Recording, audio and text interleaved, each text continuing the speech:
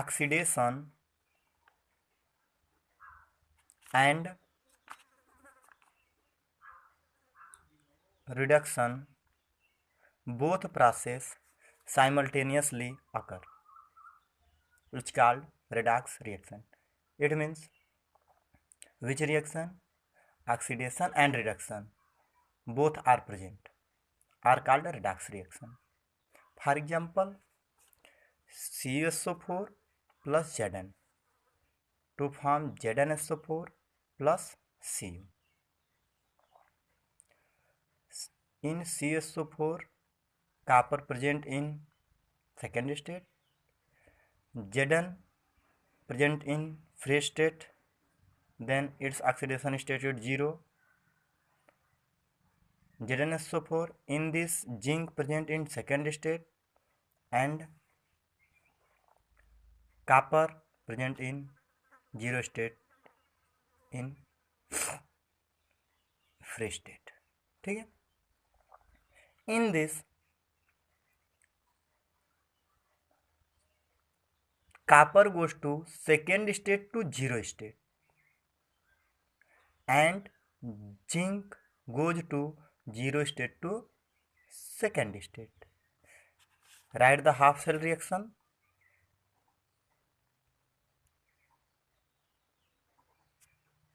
Half cell reaction Cu double plus to Cu and Zn double plus to Zn to Zn double plus. Okay. In this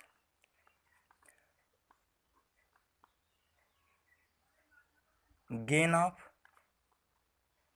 2 electron, in this loss of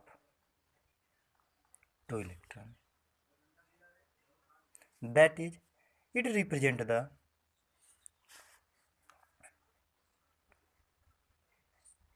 reduction and that is represent the oxidation. In this 2 electron transfer, then reduction, ये in this copper second state goes to copper 0 state. It means gain of electron. So gain of electron is called reduction. It means definition of reduction are the gain of electron are known reduction and loss of electron are known oxidation. In basic definition, loss the hydrogen atom is called oxidation and gain the oxygen atom is called reduction. Loss the hydrogen atom or gain the oxygen atom is called oxidation and just reverse reduction. And one's modern definition are increases the positive charge are called oxidation and decreases the positive charge on a species are called reduction. Okay. Some another example, H2O2 hydrogen peroxide to provide H2O plus O2. In this, according to valency, this and this. Okay.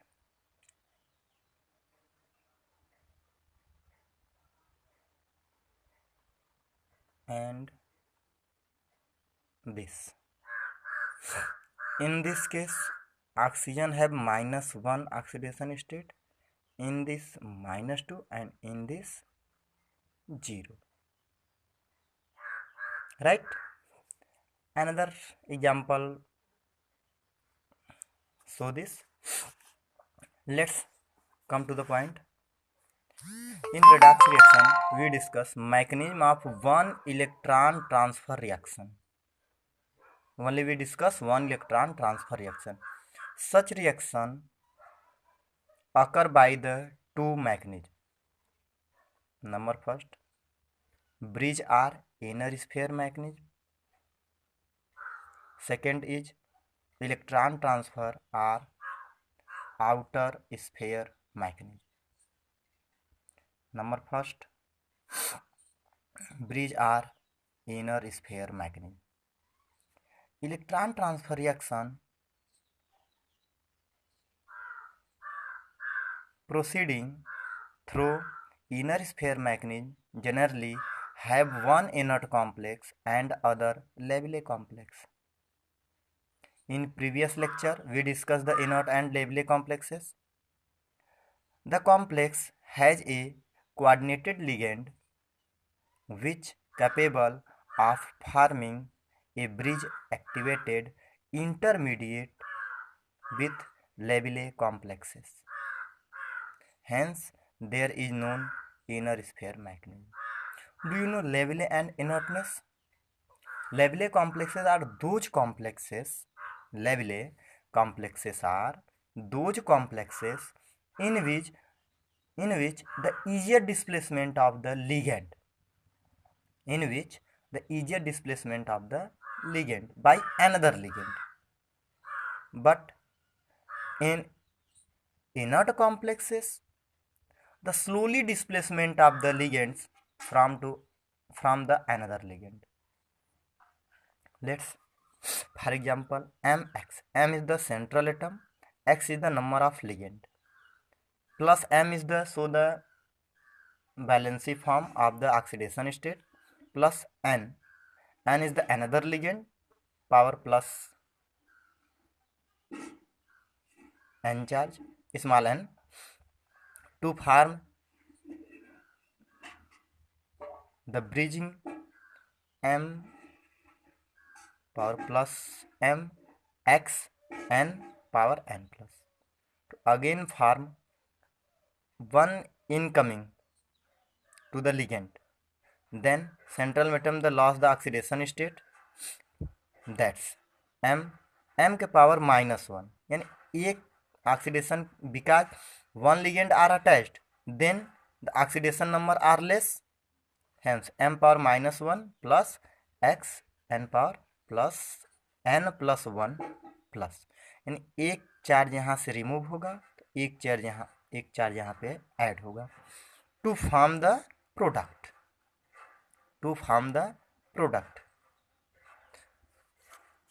I'm explaining some examples.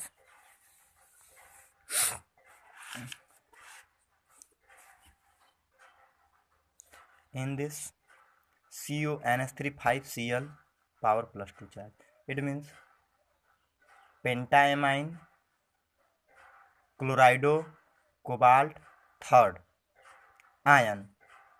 This is the oxidant and low spin. It means inert. Low spin means inert. Already you know low spin complexes and high spin complexes. When a central atom attached to the strong field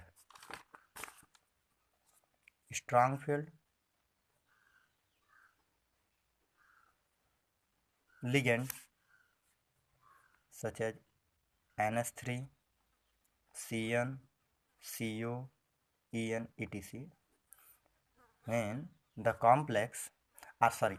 When the metal or central metal atom attached to the strong field ligand to form low spin complexes, and high spin complexes. High spin, it means the central metal atom attached to the weak field ligand.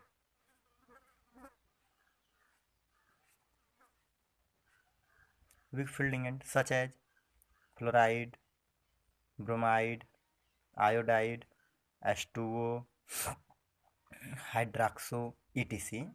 something. This is weak field ligand, and when attached to the central metal atom to causes the high spin complexes. And we know in octahedral complexes octahedral complexes, example Ml6 plus minus n, so the oxidation state of the central metal atom with ligands. Ligands depends upon two types, weak field and strong field. If ligands are weak field in octahedral complexes, then follow the sp3d2r. This is the actual configuration. R in general case ns np3 and d2 configuration, but in strong field it follow the n inner orbital n-1d2 ns np3 configuration. This is to the labile, sorry, inner, this is so the inert complexes, right? Let's discuss, come to the point. Pentaamine chloro cobalt second ion and hexaquachromium second ion plus 5s2o to form CuH2O6 power plus 1 charge plus Cr H2O5Cl power plus 2 plus 5NH4 plus, this is the ammonium ion. Remove. In this is oxidant and this is reductant. This is also known low spin or inert complexes. This is high spin or Levy complexes to form reduced product. This combine to replace the ligand by each another to form reduced product. High spin, it means Labile, and CrH2O5Cl oxidized product is low spin, it means inert. Inert complexes. It means we show cobalt in second state. This is so the cause the oxidant and low spin inert complexes, but react the reductant to form the reduced product and high spin Labile complexes. And chromium is high spin Labile but react oxidant to form oxidized product low spin, it means inert complexes. Clear? Next, note, after electron transfer the Labile complex on example CrH2O6 power plus 2 becomes inert to substitution and the inert complexes ion, example CuNH3 5Cl plus 2 charge become Labile. It means this is inert after electron transfer के पहले जो inert है वह electron transfer के बाद लेविले हो जाएगा, और जो लेविले है वह इलेक्ट्रॉन ट्रांसफर के बाद क्या हो जाएगा, इनर्ट हो जाएगा. जैसे यहाँ पे this is inert complexes but electron transfer के बाद दिस इज लेविले कॉम्प्लेक्सेस, और दिस कॉम्प्लेक्स इज लेविले but one electron transfer, this is caused inert complexes.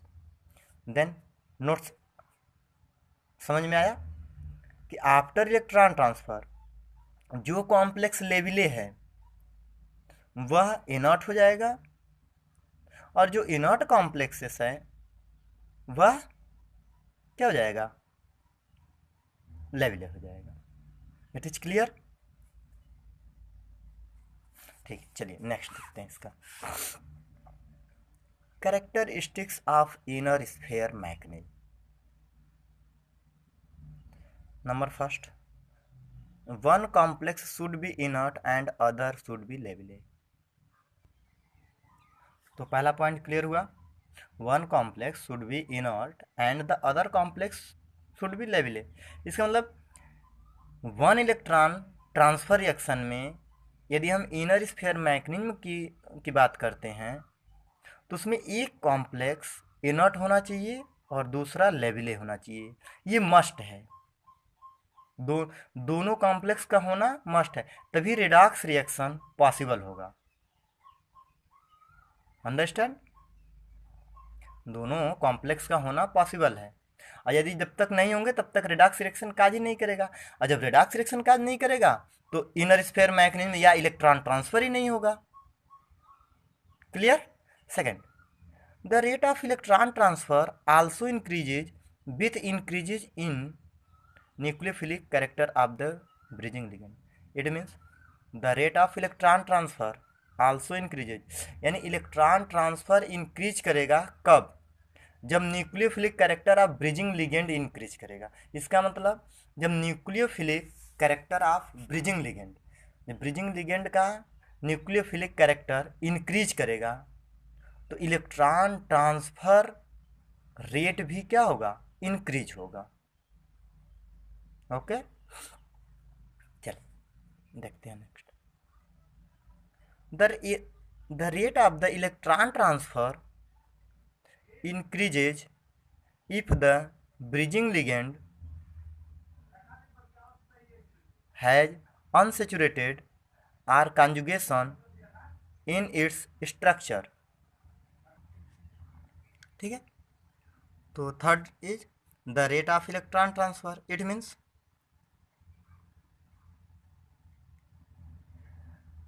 यदि जो लिगेंड्स है, ब्रिजिंग लिगेंड्स है, वह अनसेचुरेटेड हो, इट मीन्स डबल बांड और ट्रिपल बांड कंटेनिंग हो, और कॉन्जुगेशन में हो, मतलब वही है कि अल्टरनेट डबल बांड और ट्रिपल बांड हो। ठीक है, तो यदि ब्रिजिंग लिगेंड में डबल बांड, ट्रिपल बांड और कॉन्जुगेशन प्रेजेंट हो तो rate of reaction electron transfer rate increase करता है। Okay, electron transfer rate increase करता है जब ब्रिजिंग लिगेंड सेचुरेटेड हो, अनसेचुरेटेड हो और कॉन्जुगेशन में हो। ठीक है, चलिए नेक्स्ट की बात करते हैं। It depend upon the relative stability of the product which possible from the bridging intermediate. It means it depend upon the relative stability, यानी ये किस पे डिपेंड करता है, रिलेटिव स्टेबिलिटी पे डिपेंड करता है। कब, किसके, प्रोडक्ट के। कब करता है, कि जब ब्रिजिंग इंटरमीडिएट फॉर्म होता है, यानी जब ब्रिजिंग इंटरमीडिएट फॉर्म होता है तो जो रिलेटिव स्टेबिलिटी ऑफ प्रोडक्ट होता है वह किस पे डिपेंड करता है, ब्रिजिंग इंटरमीडिएट पे डिपेंड करता है। ठीक है, some evidence discuss if this reaction we discussed before 5Cl power plus 2 plus CrH2O 6 power plus 2. Okay, to form CO H2O 6 power plus 1 and plus 5H2O, फिर plus Cr NH3 5Cl plus 2 charge plus 5NH4 plus. In this reaction, the reaction is first order. The reaction is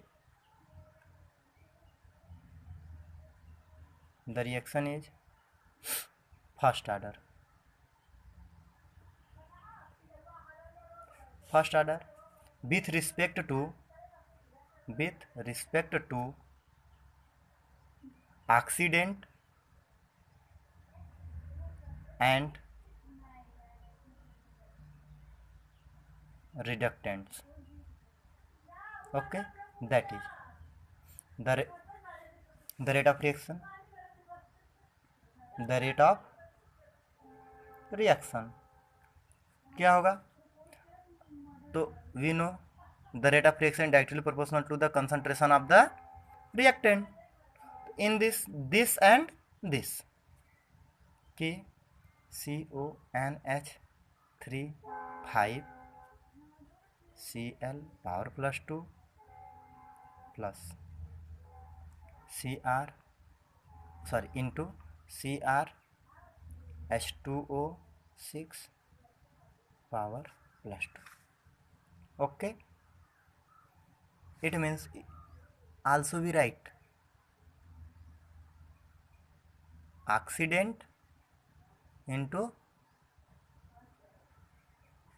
reductant. Okay, चूँकि we know this oxidant and reductant. Okay, चलिए अब similar example another भी इसमें represent कर सकते हैं, maximum examples हैं। जैसे एक और एग्जाम्पल हम डिस्कस कर लेते हैं, CONH3 5x power plus 2। Okay, फिर देखिए प्लस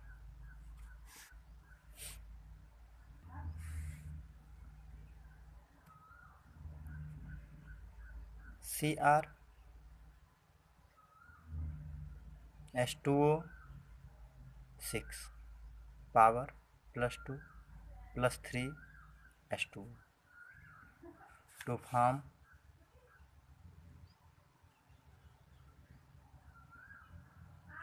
COH2O6 plus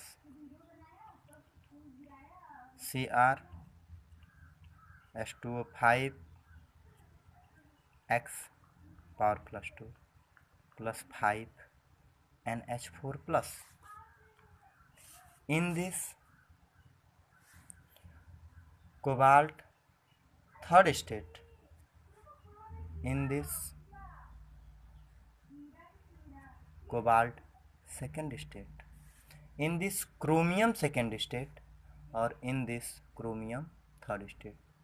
तो already understand cobalt in third state to second state, it means reduction, chromium second state to chromium third state, it means oxidation, it means loss of electron, और +3 से +2 हुआ तो gain of electron. It is clear. Where X equal to कोई भी group हो सकता है, any group, example में fluorine, chlorine, bromine, right, iodine, SO4 double minus, SO4 double minus, NCS, N3 minus, PO4 power -3, acetate ion, ETC। It means X कोई भी group हो सकता है, कोई भी नेगेटिव ग्रुप जितने यहाँ पे राइट हैं। तो in this to find the rate of reaction, this is also show the first order reaction with respect to oxidant and reductant, with respect to, this is oxidant, this is reductant, this is oxidant. In this reaction, the rate of reaction directly proportional oxidant and reductant. Okay, oxidant and reductant, this is equal to K. K is the rate constant, oxidant, oxidant क्या है, CO NH3 5X power +2, and reductant क्या है, chromium H2O 6 power +2 charge. Okay, this oxidant, this is reductant. It is clear? Some inner sphere mechanism reaction are also known in which no ligand transfer takes place. In which no ligand transfer takes place. For example, this is note कि some inner sphere mechanism reaction also known in which no ligand transfer takes place. इसमें अभी तक हम लोग पढ़ें कि जितने भी दो एग्जाम्पल प्रोवाइड किए, एक ये और एक ये, इन दोनों में इलेक्ट्रॉन ट्रांसफर हो रहा है, राइट. वन इलेक्ट्रॉन ट्रांसफर भी है, ऑक्सीडेंट एंड रिडक्टेंट भी है. तो इनमें नंबर्स ऑफ लिगेंड ट्रांसफर हो रहे हैं, नंबर्स ऑफ लिगेंड्स ट्रांसफर हो रहे हैं. Okay, but one is cobalt EDTA, it means ethylene diamine tetraacetate. This is hexadentate ligand. This is hexadentate ligand. It means this is 6 lone pair are donated to central metal atom, right? Alone, these ligands alone give the 6 lone pair are donate the 6 lone pair and form the 6 coordinate bond to cobalt. This is present in second state. It means ethylene diamine tetraacetate cobalt second ion, ठीक, plus CN6 power -3 एरोडिकेशन,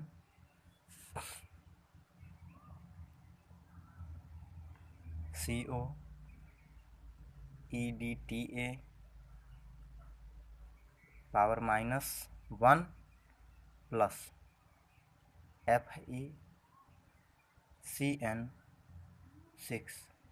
power -4. Okay, in this we discuss, अभी explain किए कि some inner sphere mechanism reaction are also known in which no ligand transfer takes place. No ligand transfer takes place. Example this and this. Cobalt or iron is the central atom to form this and this. It means only electron transfer but ligand are no change. Cobalt EDTA ligands cobalt के साथ coordinate bond formation करा और cyanide ions iron के साथ bond formation करा. Iron third state में है और कोबाल्ट सेकेंड स्टेट में है, but in this cobalt third state, present in third state and iron is second state. अब देखते हैं यहाँ पे कि इलेक्ट्रॉन ट्रांसफर तो हो रहा है बट लिगेंड का ट्रांसफर नहीं हो रहा है. अभी हमने पहले क्या पढ़ा, इसके पहले हम एक्सप्लेन किए थे दो रिएक्शन में कि जितने भी इनर स्फीयर मैकेनिज्म है उसमें वह रेडॉक्स मतलब एक लेबले होना चाहिए और दूसरा इनर्ट होना चाहिए. दोनों कॉम्प्लेक्स लेबले आर इनर्ट होना चाहिए. और इसका मतलब क्या है कि दोनों में इलेक्ट्रॉन ट्रांसफर पॉसिबल हो, दोनों में इलेक्ट्रॉन ट्रांसफर पॉसिबल हो. जबकि इस रिएक्शन में इलेक्ट्रॉन ट्रांसफर पॉसिबल है लेकिन लिगेंड का ट्रांसफर पॉसिबल नहीं है. जबकि इन सब एग्जांपल्स में लिगेंड का ट्रांसफर पॉसिबल है. देखिए H2O6 से यहाँ पे CrOH2O5 आ गया, यानी अमोनियम बाहर निकल गया. इसका मतलब क्या आ रहा है कि इनर स्फीयर मैकेनिज्म कहता है कि इलेक्ट्रॉन ट्रांसफर के साथ साथ लिगेंड ट्रांसफर भी होता है और लिगेंड ट्रांसफर नहीं भी होता है। तो कुछ केस में लिगेंड और इलेक्ट्रॉन दोनों का ट्रांसफर होता है, बट कुछ केस में केवल इलेक्ट्रॉन का ही ट्रांसफर होता है। Okay, this is the evidence, मतलब डिफरेंट टाइप्स एग्जाम्पल्स थे। Okay, let discuss mechanism of inner sphere. देख लेते हैं कैसे second to third, third to second होता है, राइट। तो रिएक्शन नोट करते हैं, CONH3 5 Cl power +2 plus Cr H2O6 power +2 to form.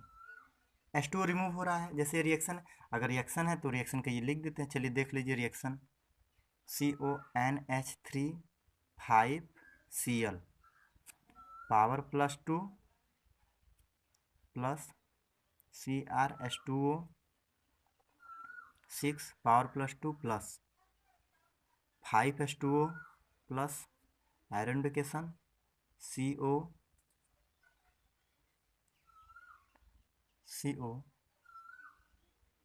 H2O6 power +2 plus CrH2O5Cl power +2 plus 5NH4 plus. तो इस फॉर्म से इस फॉर्म में कन्वर्जन है, ठीक, इस फॉर्म से इस फॉर्म में कन्वर्जन है। तो देखते हैं कि यह मैकेनिज्म कैसे, मतलब सेकेंड टू थर्ड और थर्ड टू सेकेंड कैसे पॉसिबल है। जैसे यहाँ पे कोबाल्ट थर्ड में है, क्रोमियम सेकेंड में है, बट इस स्टेट में कोबाल्ट सेकेंड में है और क्रोमियम थर्ड स्टेट में है। चलिए देखते हैं, ले लिए ऑक्सीडेंट और रिडक्टेंट ले लिए, वाटर मॉलिक्यूल रिमूवल हो गया, तो यह फॉर्मेशन देगा एक्टिवेटेड ब्रिजिंग इंटरमीडिएट, और वह बनेगा NH3 5, ठीक, COCl Cr H2O5 पावर +4, ठीक है। अब देखिए यह क्या करता है, क्रोमियम अपना इलेक्ट्रॉन ट्रांसफर करता है इसको, तो यह क्लोरीन अपना इलेक्ट्रॉन ट्रांसफर करता है कोबाल्ट को। तो यह जो फॉर्मेशन होता है वह एक्टिवेटेड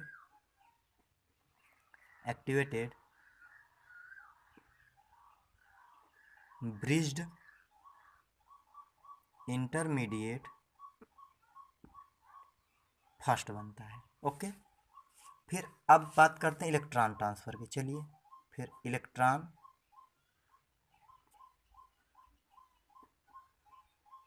ट्रांसफर, जब इलेक्ट्रॉन ट्रांसफर की बात होगी तो NH3 5 COCl Cr H2O5 power +4। अभी देखिए यहाँ पे हम लोग देखें कि यह इसके साथ बॉन्ड फॉर्मेशन कर रहा है, तो इसको यह अपना इलेक्ट्रॉन, यानी इसके साथ पहले से बॉन्ड में था। यहाँ पे देखिए यह इसके साथ पहले से बॉन्ड में था, तो यहाँ पे जब यह अपना क्रोमियम इलेक्ट्रॉन क्लोरीन को देगा तो यह अब इसके साथ बॉन्ड फॉर्मेशन में आएगा और इसके साथ बॉन्ड ब्रेकिंग में आएगा। इट मीन्स बॉन्ड मेकिंग और बॉन्ड ब्रेकिंग। तो जब यहाँ से क्या हो जाएगा, बॉन्ड ये ब्रेक कर जाएगा, ठीक। जब बॉन्ड ब्रेक करेगा तो यह फॉर्मेशन देगा, फिर हम H2O को ऐड करेंगे इसके साथ। तो जब H2O को ऐड करेंगे तो CrH2O5Cl पावर +2 चार्ज, फिर प्लस बनाएगा CONH3 5H2O फॉर्मेशन देगा पावर +2 चार्ज में। अब अगेन यह लेंगे +5H2O प्लस, या हाइड्रोनियम आयन कर देते हैं, H3O कर देते हैं। चलिए 5H3O plus two form COH2O6 power +2 plus 5NH4 plus. Okay, clear हुआ। अब देखिए यह यहाँ पे थर्ड स्टेट में था, अब यह मैकेनिज्म चलते चलते यहाँ से फॉर्मेशन देते देते और आप देखिए यहाँ पे किस स्टेट में आ गया, सेकेंड स्टेट में आ गया। इसका नाम समझ रहे हैं कि जो hexa aqua chromium second complex iron loss 1 molecule of water readily, it means labile nature, or to form the activated bridging intermediate in which chloride ion act as a bridge between chromium and cobalt. Chloride ion act as chromium and cobalt. Okay, two coordinate sphere, right? It is clear? चलिए, this topic is closed and we discuss next direct electron, second point, direct electron transfer R outer sphere mechanism. अभी तक हम लोग inner sphere mechanism पढ़े थे, अब हम लोग नेक्स्ट वीडियो में डिस्कस करेंगे आउटर स्फीयर मैकेनिज्म। ओके बच्चों।